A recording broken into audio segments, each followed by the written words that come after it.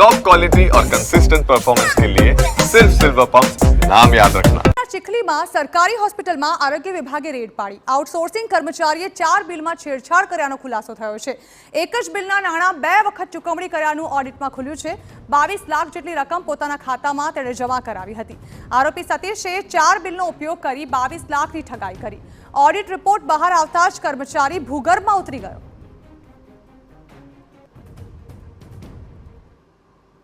ખાતે થોડાક બિલોમાં નાણાકીય ઉચ્ચાપત થયું હોય એવું ધ્યાન ઉપર આવ્યું હતું। એના કારણે અમે આજે તપાસમાં અહીંયા આવ્યા હતા અને તપાસ આજે કરી છે આખો દિવસ અને પ્રાથમિક અહેવાલમાં જણાવ્યા અનુસાર કે 4 બિલ છે કે જેમાં કર્મચારી અહીંયા જે ફરજ બજાવતા હતા આઉટસોર્સ સતીશભાઈ ભોયા એમના દ્વારા બિલોની કામગીરી એ કરતા હતા અને એમના દ્વારા એમના પોતાના બેંક એકાઉન્ટમાં આ પૈસા જમા લીધા છે।